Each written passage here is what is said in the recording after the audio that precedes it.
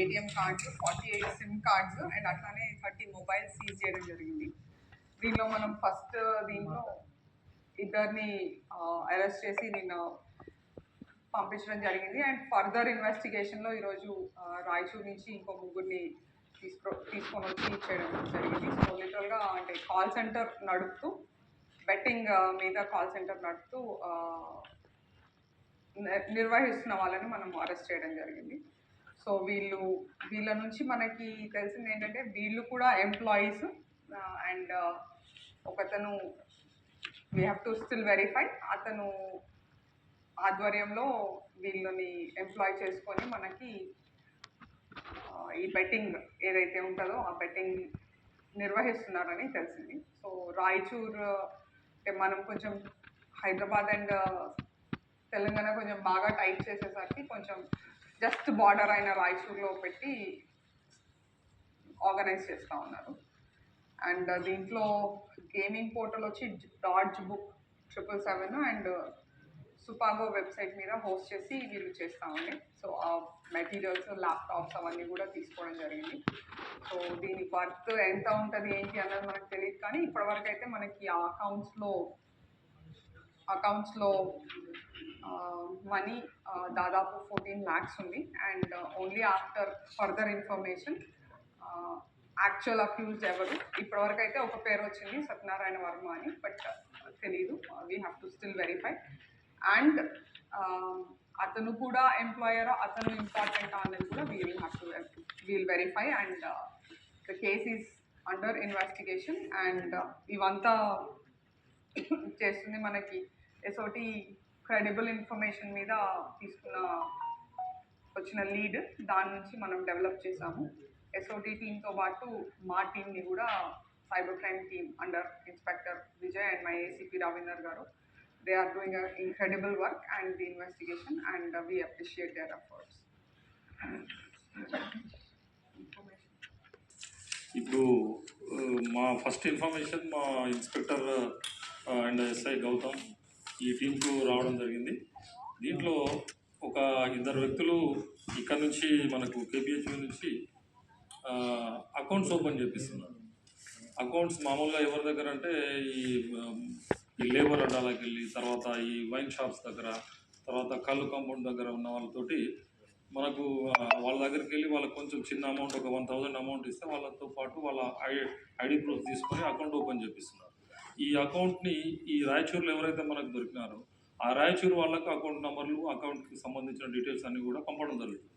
పంపిన తర్వాత వాళ్ళు ఆ అకౌంట్స్ యూజ్ చేసుకొని అన్ని బెట్టింగ్ యాప్స్కి యూజ్ చేసుకుంటున్నారు.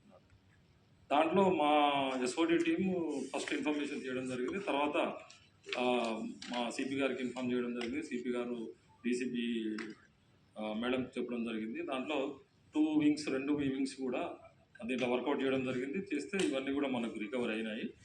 దీంట్లో దగ్గర 103 అకౌంట్స్ ఓపెన్ చేయడం జరిగింది. ఆ 103 అకౌంట్స్లో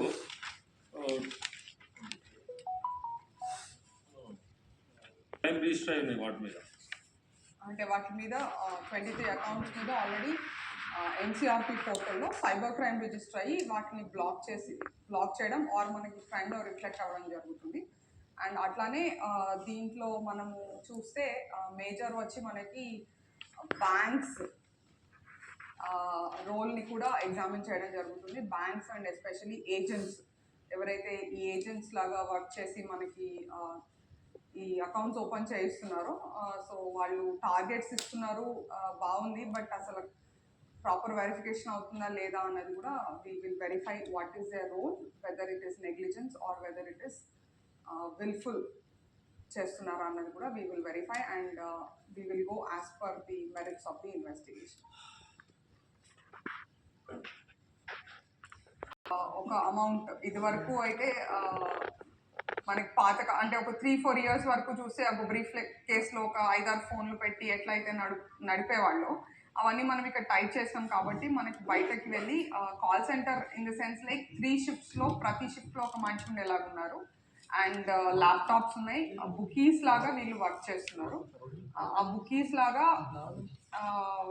అంటే మనీ ఈ దానికి ఇంత కాదు, ప్రీపెయిడ్. అండ్ వీళ్ళది మేము వెరిఫై చేసినంత మటుకు it is just starting of the investigation, but verify చేసినంత మటుకు it is almost like proper betting. అంటే క్యాసినోస్లో అట్లా ఎట్లా ఆడతారో, ముందు టోకెన్స్, ముందు ఇన్ని డబ్బులు డిపాజిట్ చేస్తే ఇన్ని టోకెన్స్ వస్తాయి, ఆ టోకెన్స్ తోటి వాళ్ళు ఆడుతున్నారు. So that way they are operating this call centre. Operate చేస్తున్న వాళ్ళు మేము ఇంత పే చేసాము, ఇంత ఇచ్చేసామనే తప్పితే వాళ్ళు they can directly bet on a game.